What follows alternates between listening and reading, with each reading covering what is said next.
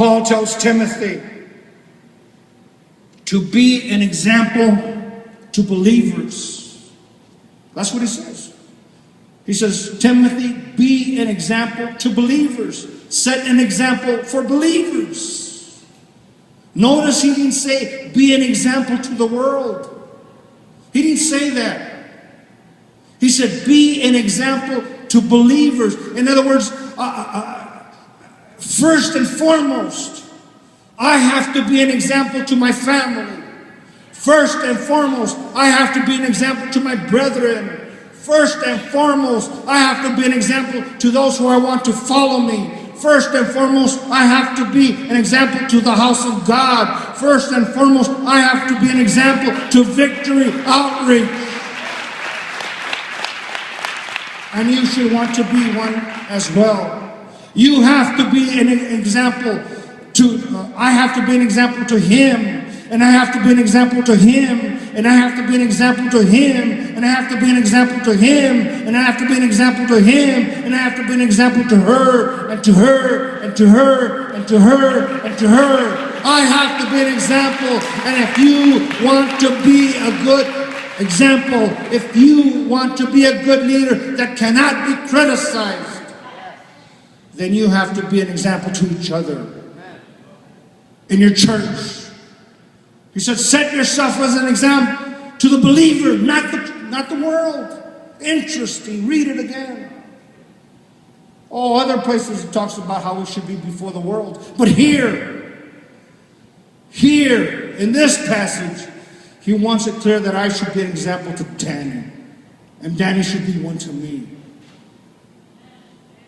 Victory Outreach is it's a serious call. It's a serious call. It's a matter of life and death, how you act. We are in spiritual warfare. And I think I can claim I know about war. It's serious.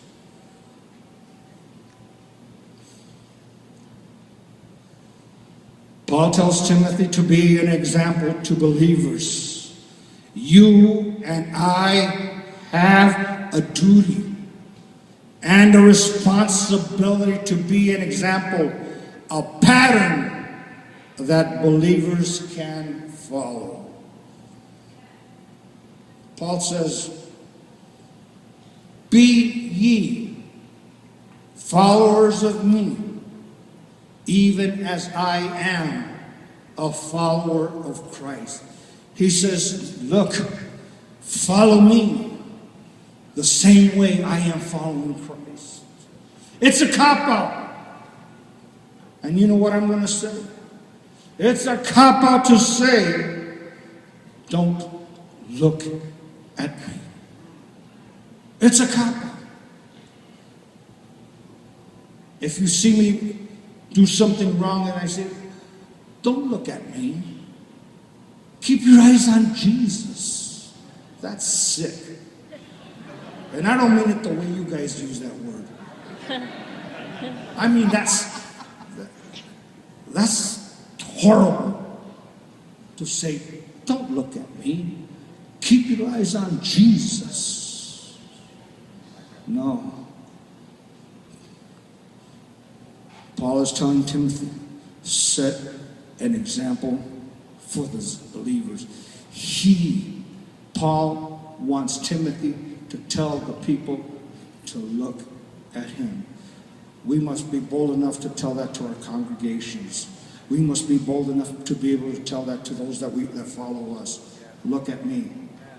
Follow me, even as I follow Christ. Listen to me, Victory Outreach. We are told to be examples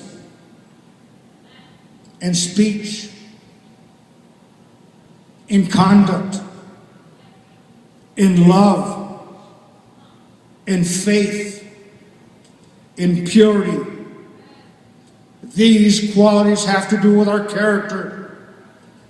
Character has to do with who we are. Paul wants us to be examples of godly character, of who we are, not what we do. Some are more interested in doing than being. Character is important. It is who you are. I hear sometimes people say, "Oh, that guy's got no character." So what is he? Is he dead? Everybody's got character. It's either good character or bad character, but everybody's got character. And God wants us to have godly character. It is important because it is who you are. It is important to your leadership. Listen, you could lead your ministry effectively and efficiently, and I'm sure many of you do. Many of you that are here tonight have been doing ministry for a while, and I'm sure you do your ministry efficiently and effectively. You could do your ministry very, very well. You could have a charismatic personality. There are people that have a lot of charisma. They go up there and right away, wow, there's something about them that you like right away. They have charisma. Me, you got to know me for about 15, 20 years before you decide whether you like me or not. I don't got charisma. I pray for it. God doesn't give it to me. But some people have a lot of charisma, a lot of personality, great personalities. Some of you have